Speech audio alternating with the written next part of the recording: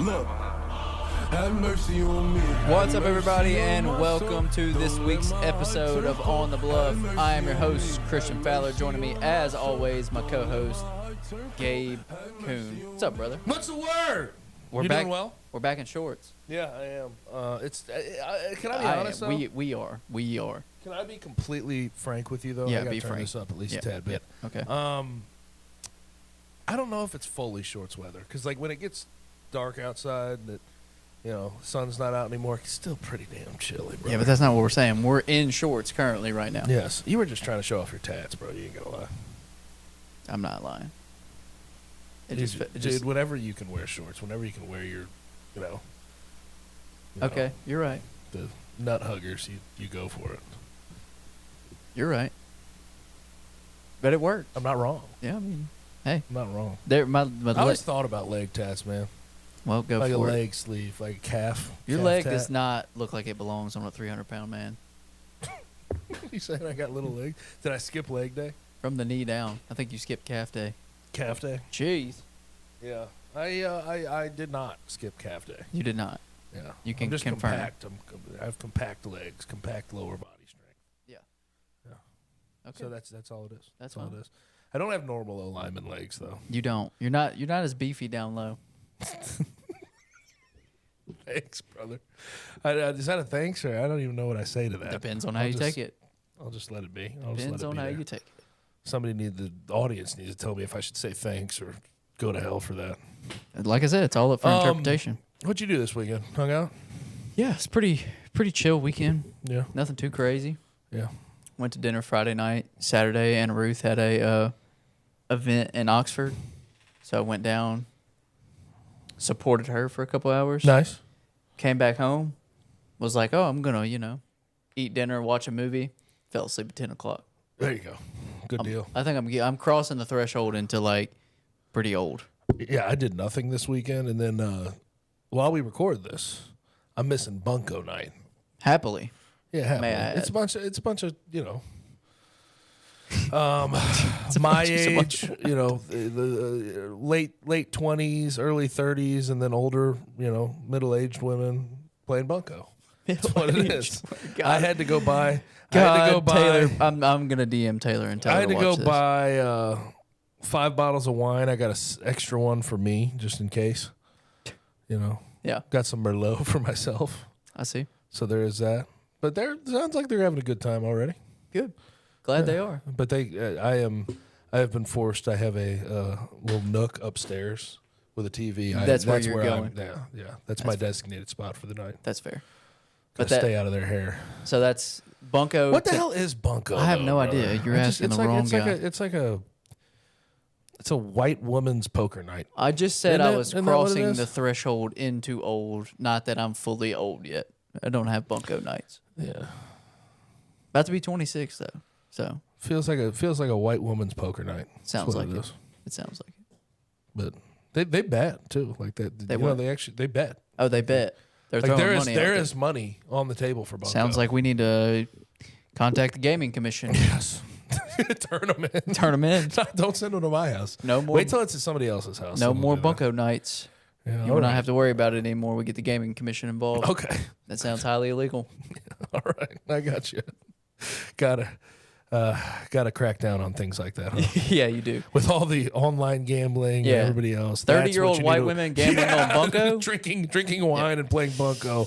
Yeah, cut down on that. Can't have that. That needs to be busted ASAP. Yeah. I'm not for it. I hope Taylor knows that that's illegal. All right. So we're hopping into a little bit of Tigers last week.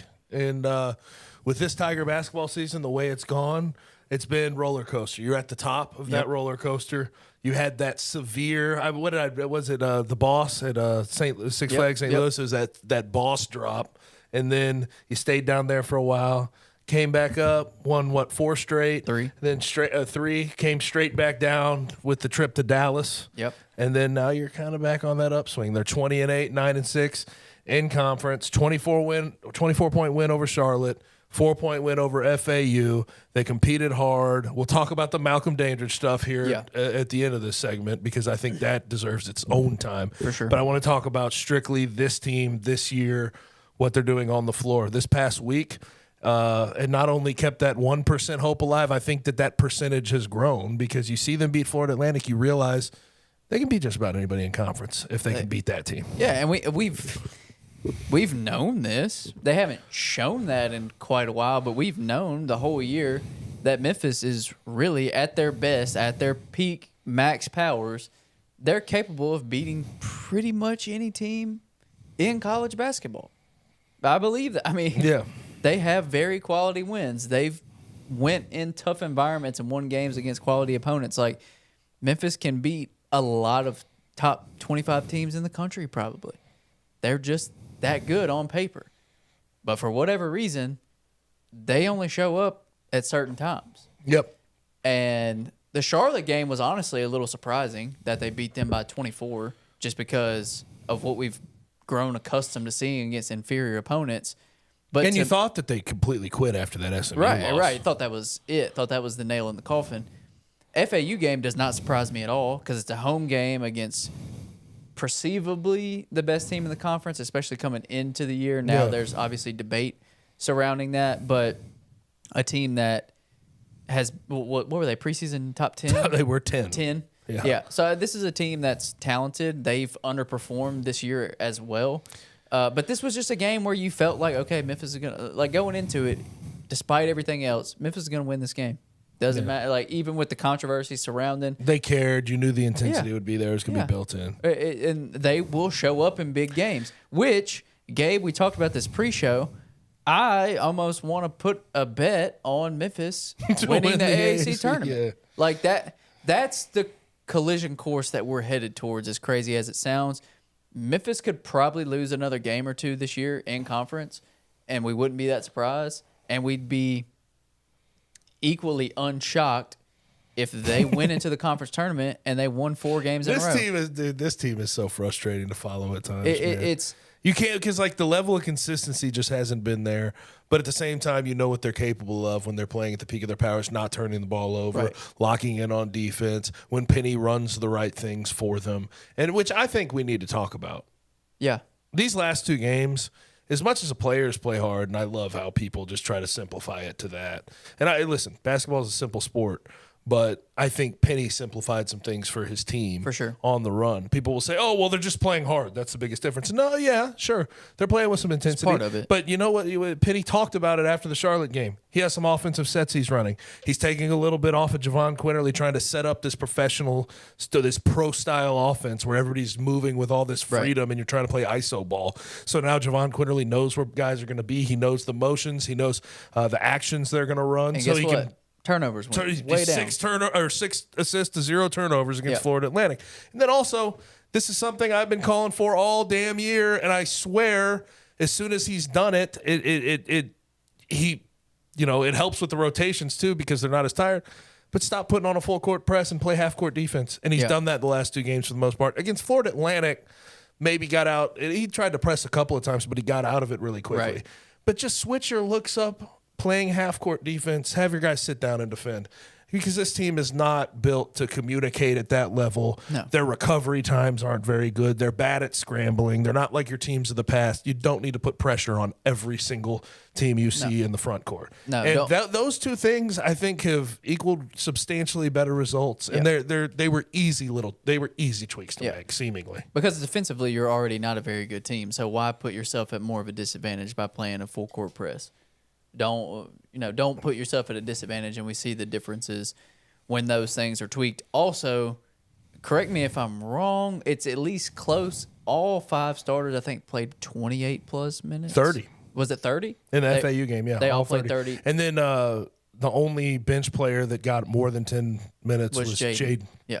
Then the other guys were like 1, 4, 2, 7, and 5, something like that. Yeah. And that made a big difference as well. And I think, not having an extended full court press the entire game helps with that. Conditioning. These guys are comfortable and they can move up and down the floor. They're in good enough condition to play half-court defense. You don't need to extend them Right. and have them do that consistently. But here's what I'll say, and this is where Penny Hardaway deserves a lot of credit. Making those switches, those are against his intuition, isn't it? Completely against his intuition, because he wants to play that pro-style offense, and he wants to make sure that, defense is just rugged. You can't breathe. You're full-court press for a majority of the game. He went against his intuition, and it worked out. Yeah. And my hope is that this is like a learning experience for him as to, okay, this personnel doesn't fit what I usually want to do, but if I fit my schemes to this personnel, we can have success. Right. Because this is an offensive team. This team is, whether he intended to or not, this team was created and put together as an offensively strong team. Yes. It's what they are. It's what these players' skill sets are. And to play to that, clearly much better. Yep. Because 2 weeks ago, even though I'm sitting here saying, like, I'm not surprised that they beat FAU, and I'm not, 2 weeks ago, we look back and you think after that loss to SMU, you talked about they're going to quit from here. Yeah. And I think that sentiment was heavy that they're going to quit from here. But we wouldn't have thought 2 weeks ago that Memphis could have beat FAU. And they couldn't have without adjustments. Yes. Without the adjustments that were made over this past week, there was just no way. The way that they were going, it was impossible for them to beat a quality basketball team, in my opinion.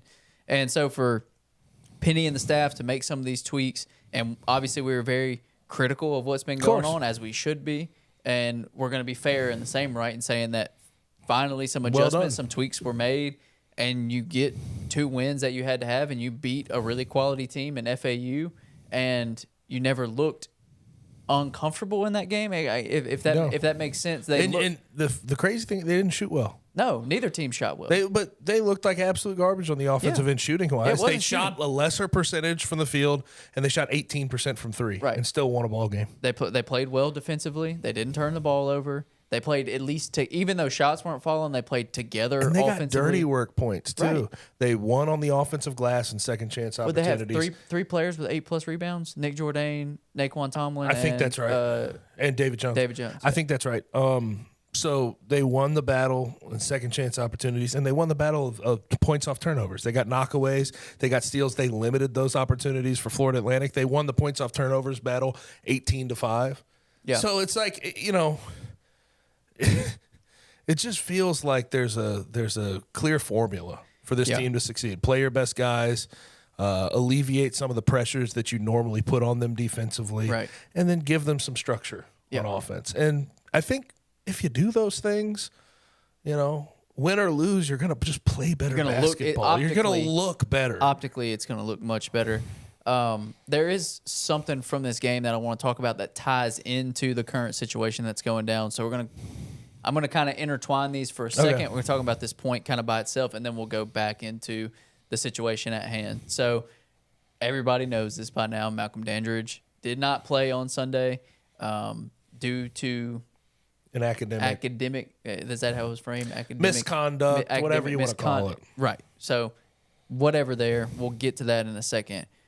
But I think this allowed for Nae'Quan Tomlin to have a more defined role. And Nae'Quan's been up and down this year. I don't think he's been probably as good as we expected him to.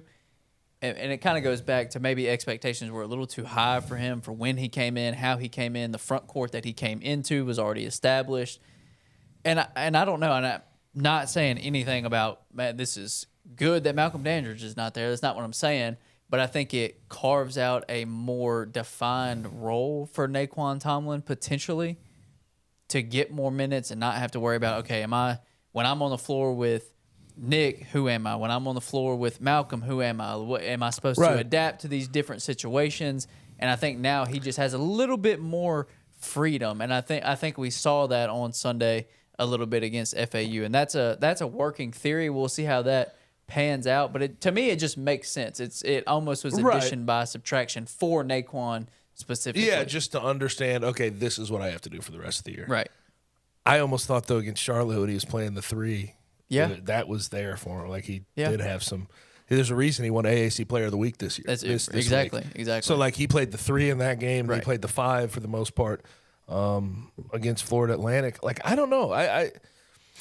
I don't even know if it's Malcolm going down or it's just Penny finally deciding, hey, Nae'Quan has to be at the top of this pecking order for us to be successful. He's the guy who, even in that SMU game, was still playing hard. Right. He's the guy who's brought energy every game, even if it's been misplaced at times with fouling out. He's fouled out 4 times in 17 games. But he's been a guy who's been consistently giving you that intensity, that effort. I don't even know if it's Malcolm though. I'm not gonna disagree with that. I think for the rest of the year, Nae'Quan there's no ifs, ands, or buts about what he has to do. Right. He's gonna guard the opposing big, and he is, on the offensive side, he's so multiple that you can sort of move him a little bit and make some things happen. But he'll get some more post ups, that type of thing. But I think that and there was reports about this, and there was things written about it. I think that him and Penny sort of hashed this out and just said, what's it going to look like? Penny basically said, you're going to take more of the load offensively, and we're going to get you into this role. You're going to get more opportunities. And I think that's made all the difference for the guy. And he is so damn talented. He is. It's kind of nuts, his skill set. Because when he was playing the 3 against Charlotte, I sort of doubted because he's 6'11". Right. It's like, damn. But defensively, he was locking in on some of the guys that were smaller than him and seemingly quicker. Then on the offensive end, he can stretch out to the 3-point line. He can put the ball on the ground better than we give him credit for. Like, that's fun. And I see where, at this point, the sort of Swiss Army knife, DeAndre Williams conversations are coming in about Nae'Quan Tomlin. It's fair. And then the energy, he's screaming up and down the floor when he gets a clutch bucket. When they get a clutch stop on the defensive end, he's screaming and, pumping up the crowd. I can see where those are some similarities. There's a lot of similarities, man. Agreed. Because he can sort of get in where he fits in, plays with intensity, provides that energy. Provides energy every night. So I can see where that's sort of growing at this moment. But I do agree ultimately, I guess, that the rest of the year you're the 5. Right. And there's no questions about that. Yeah, unless we want please, by the way, be careful about fouling too much, because that's another thing we're going to have to talk about. For sure. Front court depth is going to be lacking now with Malcolm Dandridge out for the foreseeable future, if not never playing another game as a Tiger. Yeah, so what are the thoughts on this news? Came out, was it Saturday morning, I believe, Saturday afternoon? So Friday night. Was it Friday night? Yeah. No, I'm talking about publicly. Yeah. Bluff City Media. Yeah, Bluff City Media got to it. But when everybody jumped on board was Saturday, correct? Yes. Okay. So I'm just speaking for the masses. And by the way, just quick sidebar. Yeah, go for it. When I had the chance to work with you and with Kenny and with the people at Bluff City Media, I hopped at that opportunity. Yeah. Regardless of the opportunity. Because I know what type of people work here, the integrity that the people work here have, and the work ethic that the people that work here have. And it was just strange to see the questioning and the validity. People just consistently trying to act as if Bluff City Media is not this reputable source. It's just nuts to me. Yeah. You've how long have you been in this market? How long have I been in this market? Sane, how long has he been in this market? Time. How long has Kenny been doing things like this in this market? There just comes a point where I'm not saying anyone has to confirm anybody. I don't give a damn about that. I really don't. I've talked to you about that off air. Yeah. But in the end of the day, this source right here, if you hear it from Bluff City Media and it's breaking, it has gone through several damn checks. Right. There's been a check mark here. Oh, let's confirm with this source on this deal. Let's confirm with this source on this deal. If it gets to damn Twitter and there's a story written about it and a podcast published about it, it's legit. You bet your ass it is legitimate. So, that is the first thing I have to say. Also, the mudslinging back and forth doesn't help anybody. No. It makes everyone look like a jackass. Correct. So if you're the Daily Memphis or the Commercial Appeal, or if you're at Bluff City Media and you're trying to go back and forth with people about who's breaking news and who's not, that just delegitimizes the whole entire thing. Yeah. So just stop doing that. The Scoop Wars shit this weekend was so annoyingly, it was monotonous, it was stupid, and it's just, we've dealt with this type of thing before in this city, and it's just, can everybody get over themselves? And then I also saw, I'm not naming names, but I saw somebody just different place altogether sort of throw out that, oh, I have integrity, and when they dropped this, they didn't think about what it would mean for Malcolm and what it would mean for the team, because that's not our job. Right. We report the details and the stories Right. that are put on our plate. We're not supposed to worry about how it's going to affect people. No. Like, if it's a story that needs to be written, It has that needs to be to- put out right. there, it has to do that. If you went through a journalism program, if you know the first thing about journalism, There's no it's like you're not sugarcoating. trying to do harm, but you can't sugarcoat stories that are out there that are going to come out at some point. So that was interesting to Yeah. me.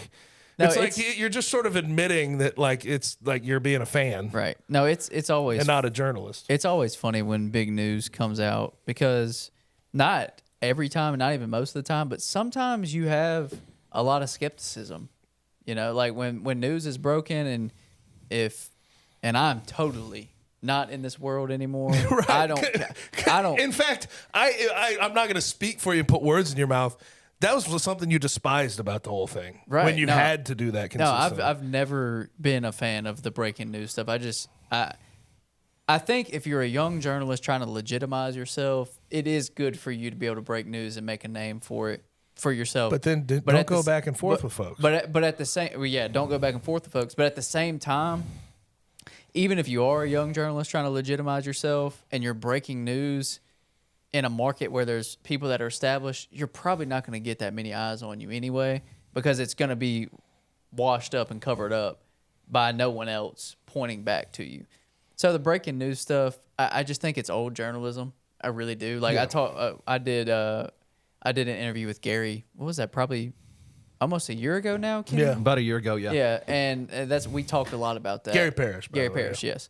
And we talked a lot about that. And even him, someone who literally made his name from breaking news, is like, in this current landscape that we're in this Twitter universe, like, it's stupid. Nobody knows who did it anyway. Yeah, because you know what happens is, okay, I get the story on a Friday night. By Saturday morning, every other publication has picked Right. it up and confirmed with their sources. Exactly. So it's like you're going to get the same Information.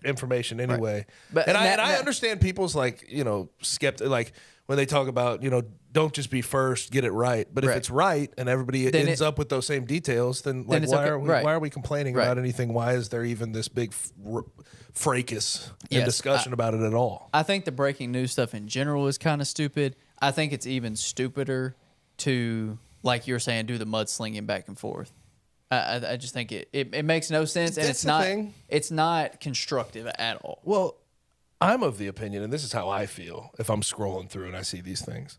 You could get a scoop on something, and I'm like, okay, legit. Good for you. Nice. Yeah. But if then you keep patting yourself on the back You're just like, ugh. about it, if you keep patting yourself, like, oh, yeah, great. Yeah. Oh, you tell people off for going after you. And the moment, I think that delegitimizes it even does. more than you actually legitimized yourself Yes. by getting the scoop itself. That and the chest thumping. Yeah. Yeah, it's like, don't do that. Yeah. Don't. Just keep showing the work, That's and then all you're that matters. good. People will notice. Yes. People notice. If you're someone who is always the first to the scoop, people will figure it out. People know. 100%. But you don't have to keep being like, well, I was first to the scoop. Just let the work speak for itself, Right. and that's all you need. Right. That's all you need. All right, Gabe. Thoughts on it? Yeah, no, thoughts on the actual breaking news. story? Yeah. How do we break this down? Because I think there's a lot of different thoughts depending on who you're talking about it affecting. Let's start with Malcolm. Sad for him. I thought this was the best ball he played. Yeah, for sure. By far Bar in none. his Memphis career. And the fact that he's 23 years old and a fifth-year senior, I figured he would have known better to get himself caught up in whatever this is. Don't Yeah. have details, can just speculate Let's just at this say, point. let's say the investigation is going and it's alleged, right? Yes, Right. it's alleged. So, Alleged. like, if there is something there, I'm annoyed that he likely acted like he didn't know better and put himself in this position. But overwhelmingly, considering he was part of that first recruiting class out of Memphis East, where Penny came from, and he was really the last remaining one from all of that, the Yeah. beginning of this whole thing. It's quite sad It is. to see him, It's not. let this whole thing implode on him. It's a far cry from the storybook ending, Yes, sure. exactly. for sure. It's like the worst thing. It is literally the worst thing that could have happened to end his career potentially. And then, as far as on the University of Memphis basketball program, Penny Hardaway, thoughts on that. And once again, it's all alleged right now. There's and I'm going to throw this back to you, and we'll have a discussion about this. Sure. But here's where I'm at.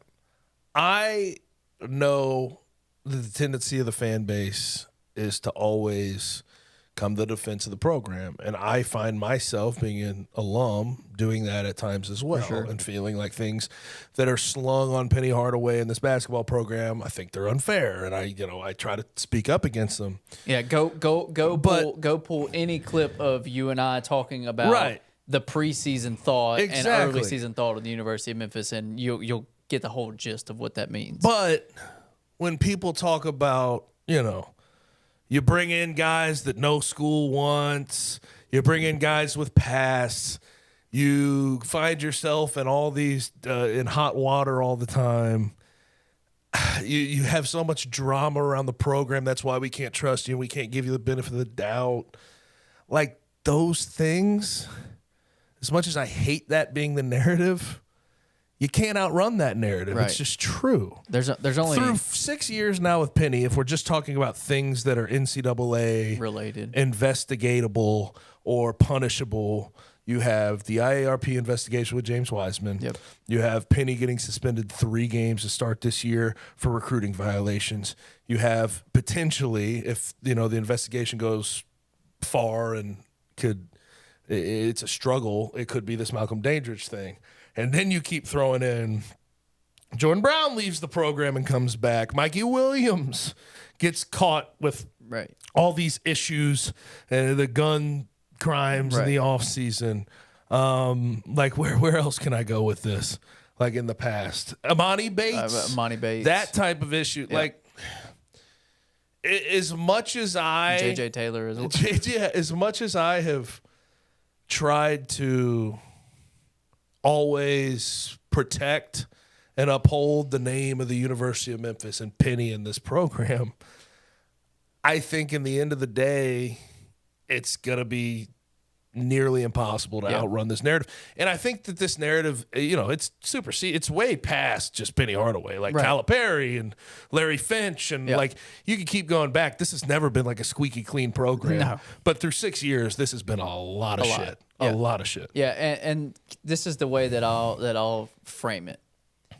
The more that stuff happens, I would say as a fan base, as people that cover and typically do, protect and defend because we have our own opinions, it gets harder and harder to stick your neck out there the more that stuff happens. When the James Wiseman stuff happened in 2019, my neck was all the way out there. Yes. My neck was all the way out there.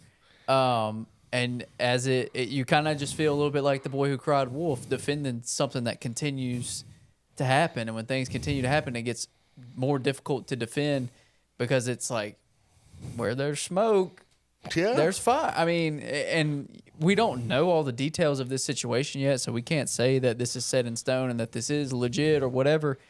But when there's smoke, there's fire. And over 6 years, this is the third time the NCAA has gotten involved, and there's been countless other incidents, drama or whatever's going on behind the scenes that you could at least look at, and maybe we don't know the full story, but you can at least look at it and go, there's got to be something there.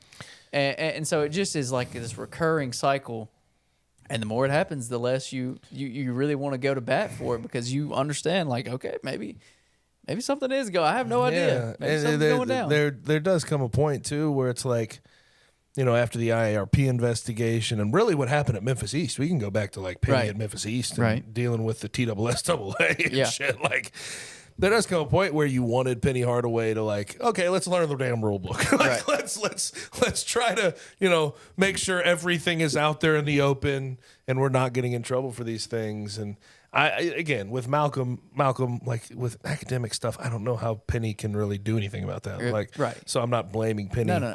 But like, I think as a CEO, program manager, you're that guy at the top that everyone has to answer to.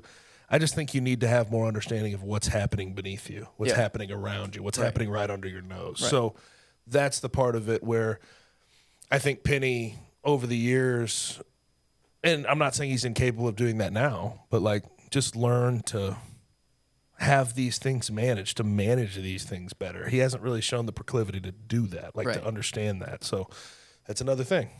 No, I agree. Any other thoughts on this? I mean, I think that's pretty well. It's kind of, we're in wait and see mode tough, right now. man. There's only so much we can say and talk about right now. It's kind of wait and see. Yeah. Talk about program managers. Talk about people that run a tight ship. That's a good one. Here we go. Program manager. I'll go to the man behind the glass, as we refer to him. Kenny Stubblefield runs a tight ship over at Bluff City Media, if I do say so myself. NCAA hadn't gotten involved over here. Kenny runs it. He knows the rule book, keeps it tight. Culture follows its leader, as we do with Kenny. So we're going to take a quick break. On the other side, we're going to do the Hot 3.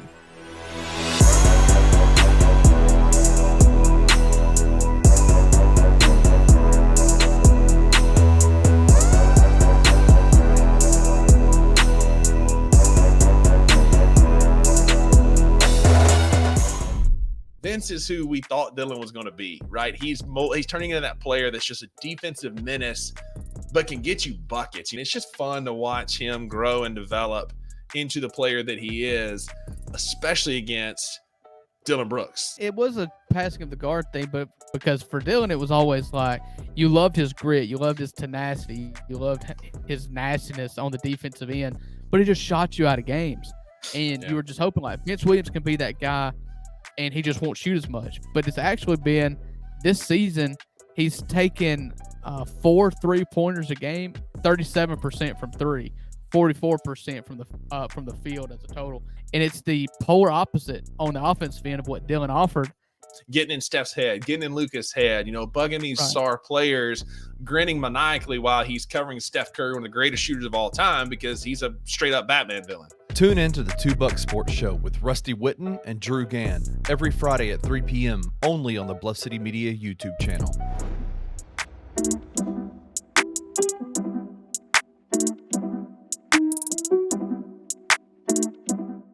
Vince got the big boy nod, being invited to the whatever they called it, Rising Stars Challenge Invitational Tournament of the World of America versus the Planet of the Universe of Masters or whatever they call it. But no, Vince is gonna be out there taking it super serious, yet smiling the whole time. Man, somebody got to get with Vince, bro. Like for the All-Star game, man, don't come out there with them nasty ass black Paul George's on. White socks, man. Somebody get my boy G'd up for sure. He a hooper, man. He don't care. No, he need to get his hair braided like in an up kind of style, baby. Man. You know what I'm saying? Like, be fly, man. Come on, Vince. Take that ass t-shirt off. The other thing is they got it back-to-back because they play Wednesday and Thursday. Then he got to go. He going to come out there, man. Same shoes, stanking and everything. I don't know if he going to be able to do all that. Vince going to come in just busty. You know what I'm saying? No. Tune in to The Anthony Sane Show Wednesdays and Fridays at 12 p.m. weekly on the Bluff City Media YouTube channel.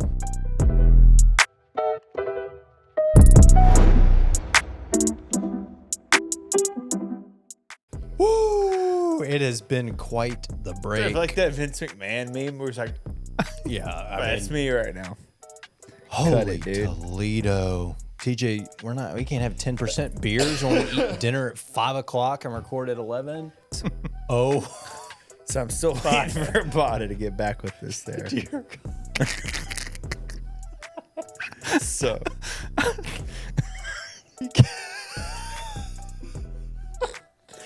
Did you have any hard-hitting questions? That'd be great. Great. We got the commercial break. Supposedly there's a video of Drake going around the internet, and Kenny just sent me a still shot.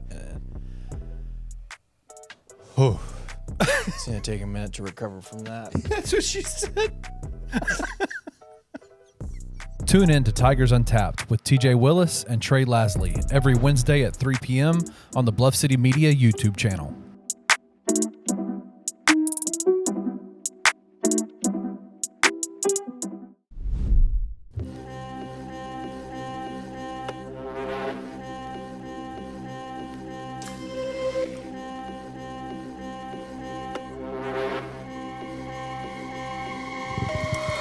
Oh, boys, we're back. We're back. The program manager is here.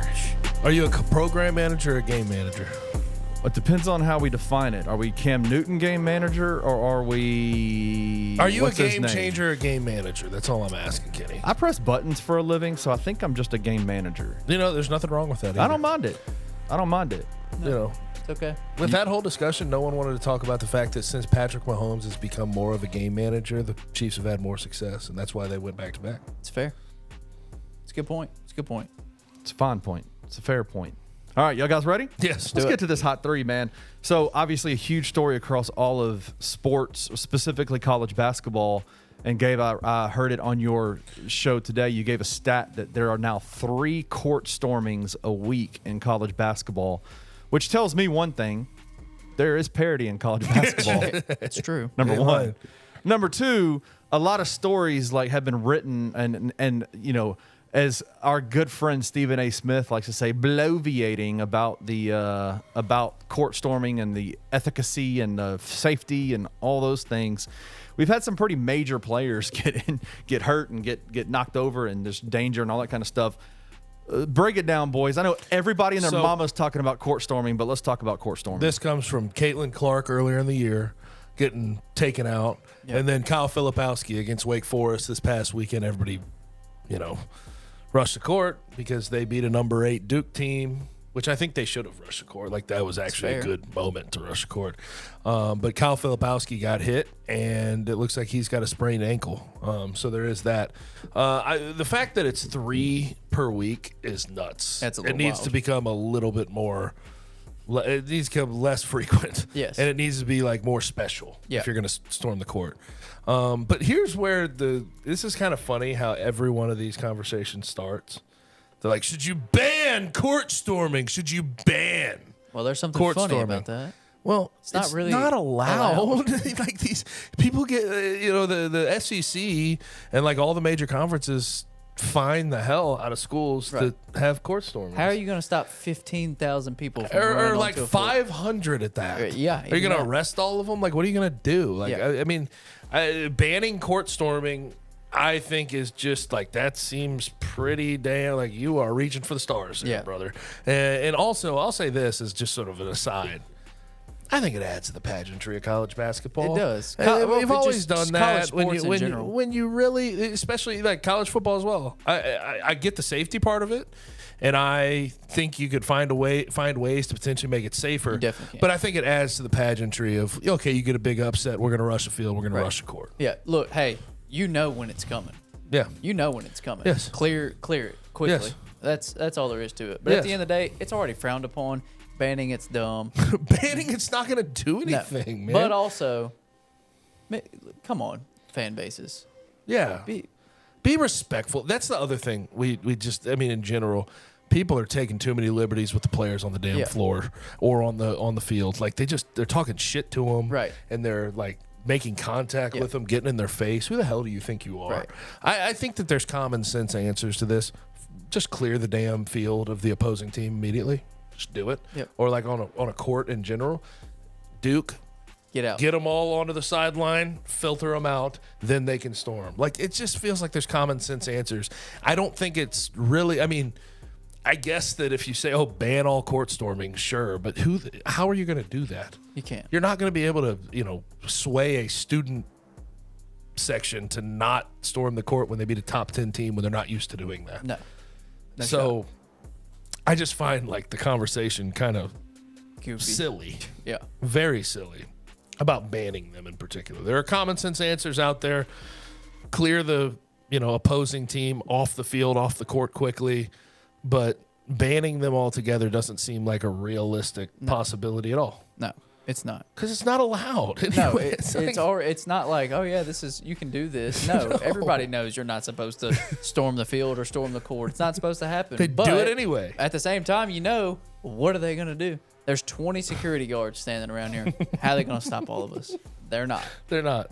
And So- you're also not going to arrest all of us. No, And you're also not, I mean, it's it's goofy. I get why people take that, and I think that you take that side because there are safety concerns. But I think that instead of worrying about if they should or shouldn't happen, because they're going to happen, I think you should worry Put about protocols in place. Put protocols in place to make them safer. Yep. That's simple. Common sense. Kenny, next.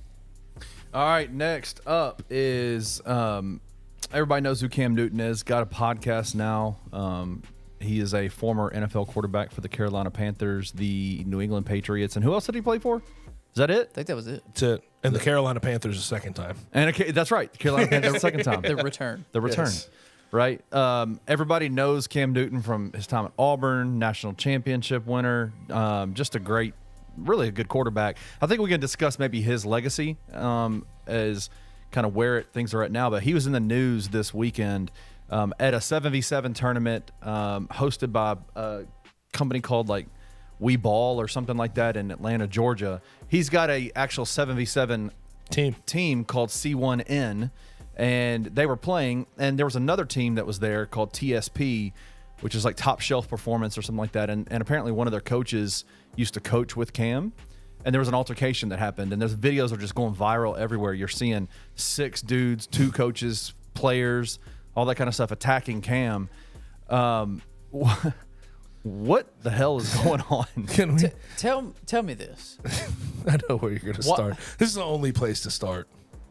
Why and how stupid do you have to be to go after Cam Newton? He is 6'5", 250. Yeah. Like monster of a man. He's a brick shit house. Yes. And he's also one of the most athletic guys that ever came through the NFL. Yes. And we know how many good athletes have come through the NFL. Yeah. Brother, like that's it is just that's like not the guy I'm going after. No, even if even if you have 6 or 7 dudes, you're gonna get tossed around. You're gonna get punched in the face. It's a bad call. That is dumb as hell. He is stout. You don't go after a 6'6", 250 guy. No. You just What in don't your do right it. mind makes you look at Cam Newton with that dumbass hat on and go, "Yeah, he's that dude. I'm gonna go. I'm gonna get off on him." Yeah, real he's quick." a wuss. I'm gonna get after Yeah. his ass. And by the way, the hat. Speaking of the hat, didn't move a inch, and he didn't have a mark on him. He's slinging these guys like, and this dude that came after him, the guy with the dreads that worked for TSP, was one of the coaches. Yeah. Like, he was not a small guy. He was like 6'3", 250 pounds probably. It's Cam Newton's ragdolling his ass. And you're just like, why are you? What's the whole point? And I think that gets to the like crux of the issue, man. We gotta start, especially at the sort of youth football ranges and like 7-on-7. You got to respect guys. You got to respect former players, former MVPs, guys that have been to Super Bowls, guys that won national championship, guys that have won a Heisman. Cam in these scenarios, like 7v7s camps, like he has constantly kind of been a target. Yes. Like this is his not players go after this him is not the and don't first- respect him. This is not the first time.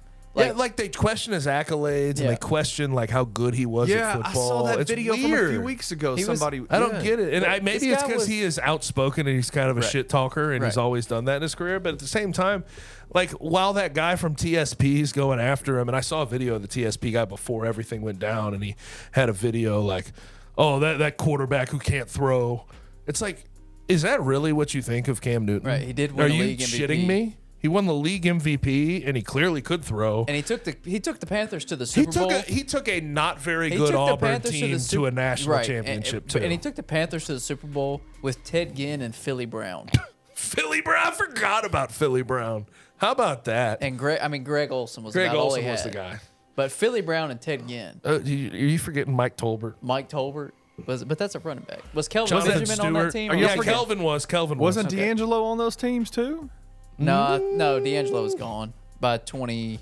I think there was a couple of crossover years with Cam and D'Angelo. Yeah, but I think when they went to the Super Bowl, he was already gone. I don't know.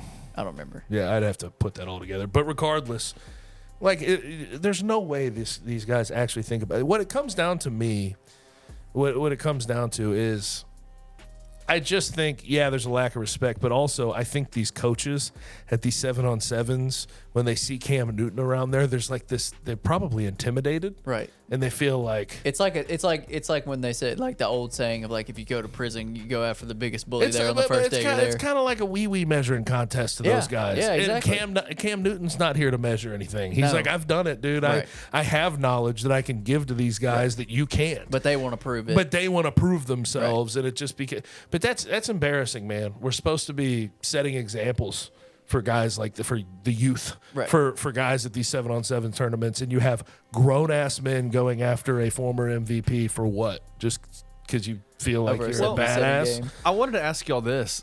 Cam has kind of taken on a social media personality, I think, in the last few years.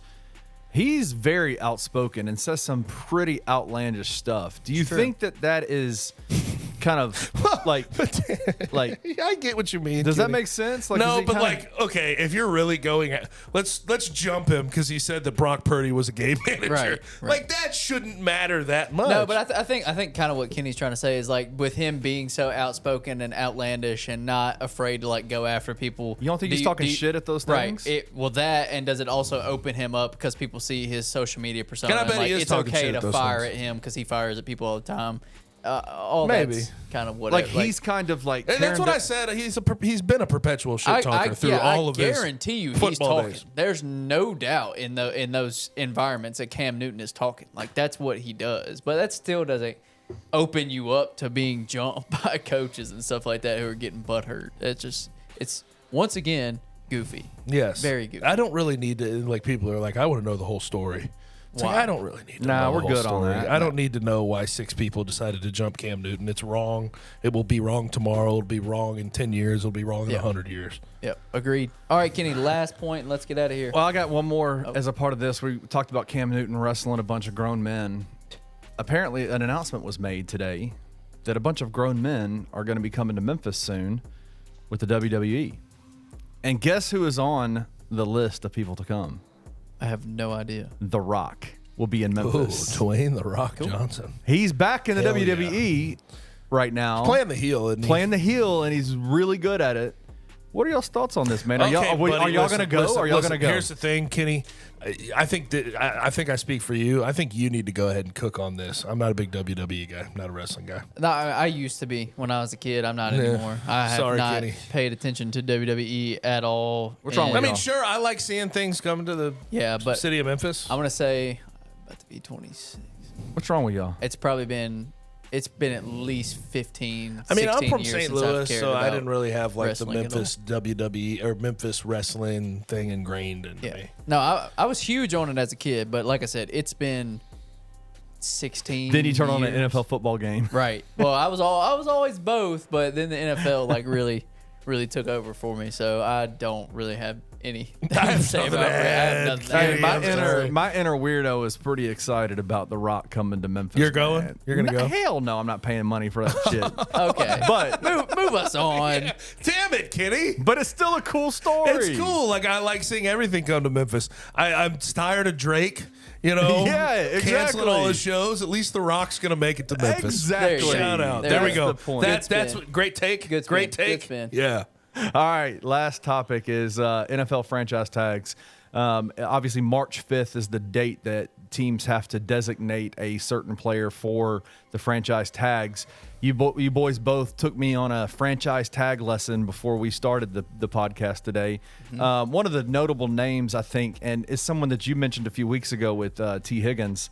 T. Higgins, you said you wanted him to go where, Christian? You were like, Chiefs. man, oh, the Chiefs. Yeah, go get T. Higgins. Well, Cincinnati has basically said, no, you're not getting him. We're putting a franchise tag on him. He's getting paid for 1 year. He's getting paid $21.8 million.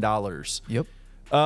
He's not happy about it. Why is he not happy about making $21.8 million? Because you only get 1 year on a franchise tag, so Yeah. you don't have a long-term contract. Security's not there. There's no long-term security. So T. Higgins could make $21.8 million this year, but he could have a career-ending injury, and he has no guaranteed money past that. Yeah. So that's why they don't like the franchise tag. Gabe, let's run through a couple players. I want to get your thoughts on will they not get franchise tag. Really, a lot of them are running backs again this year. And you know what I'm going to say to most of them?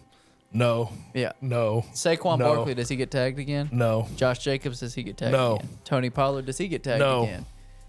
Who else is up for Austin Eckler? Austin No. Eckler definitely not getting tagged. There's more players that are obviously talking about. There's some big name running backs, though. There's big name free agents in general.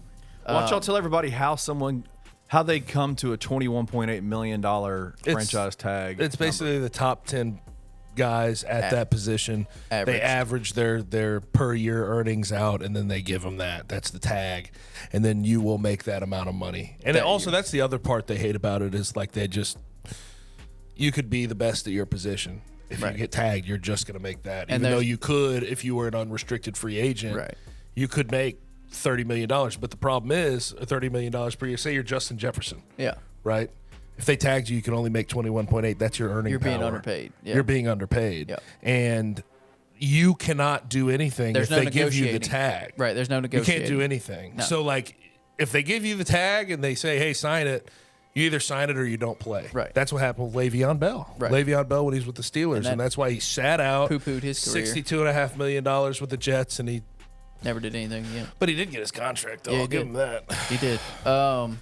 So there will obviously be more to talk about in the coming weeks on just free agency in general. Combines coming up next week.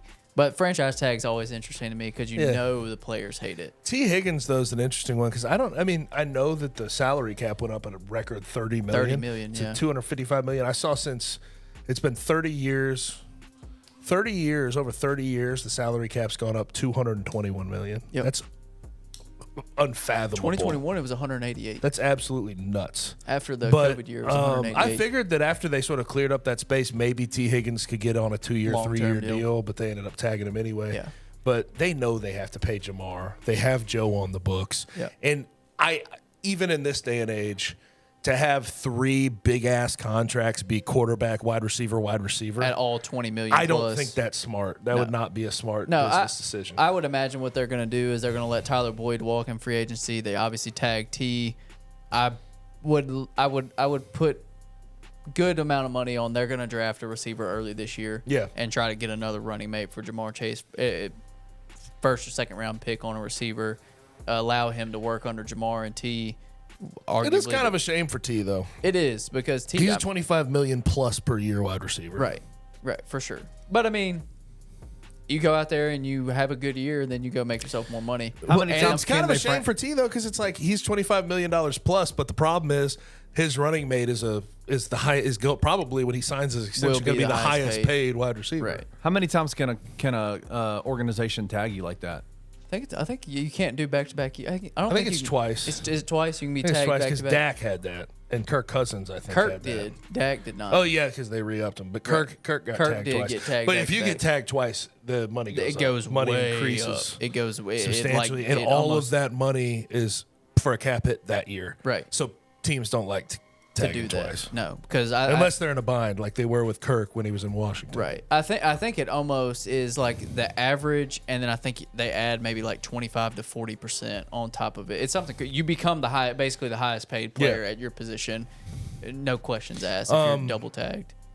So I'll say this about all these running backs because I don't think any of them are going to get paid, but Josh Jacobs, who led the league in rushing 2 years ago. Saquon, who at his peak has been one of the best running backs in the league. Derrick Henry's still out there. He's not going to get tagged. Austin Eckler and Tony Pollard. Like, my God. Good running backs. This is a hell of a running back class. And I'm not going to say, like, oh, they're going to get paid a whole bunch of money, but I wonder what the market reacts to with all 5 of those guys being on the open market. Because I would imagine a few of them are going to have some bidding wars for them. Yeah. And they may be able to drive up the price a tad Yeah, I bit. would say 2 of those. We'll get more than the tag. 2 of those. The tag number. Yeah, the tag's like maybe 12.1. Is it 12.1? Yeah. Oh, it went up a good bit then. Yeah. I would say 2 of them will probably get between 14 and 16. Okay. Probably Saquon and Josh Jacobs. What about Derek? Dude, Derek's older. weird. He's got a lot of tread. He's 30. I see Derek's a 1-year deal. You know what I would guy. do, though, for all these? If you're just like, oh, best landing spot for all these The guys. Cowboys? Ravens. yeah, Ravens. That's fair. Keep going. Ravens. You're right. Every single one of these guys. I think the Ravens need to capitalize on one of them, whoever They have it to. is. They have to. 100%. And I think Derrick Henry would be, for a couple of years with that roster, Yeah. alongside Lamar would be terrifying. I would love Derrick Henry to the Cowboys. Derrick Henry to the Cowboys. Okay. Any of them. Saquon, Josh Jacobs, Derrick Henry, any of them. Not Tony Pollard. Saquon will be an interesting one to the Ravens, though, because of the pass catching out of the backfield. Right. And that could be very helpful. Yeah, I think he would be.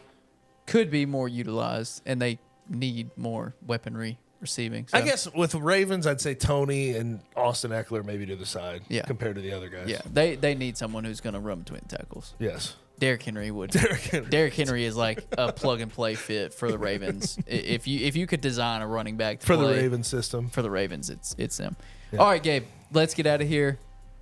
Ooh, excuse me. We appreciate you guys for joining us this week. If you're watching on YouTube, you can like, subscribe, comment. If you're listening wherever you get your podcasts, Apple, Spotify, any of the other platforms, you can like, subscribe, and comment there as well. We appreciate you guys for sitting in with us this week, and we will see you back here next week. Thank you for listening to On the Bluff. If you enjoyed this episode, leave a rating and a review wherever you download your podcasts. Also, like and subscribe to Bluff City Media's YouTube page. Head over to www.bluffcitymedia.co for comprehensive coverage of Memphis sports and how you can become an insider.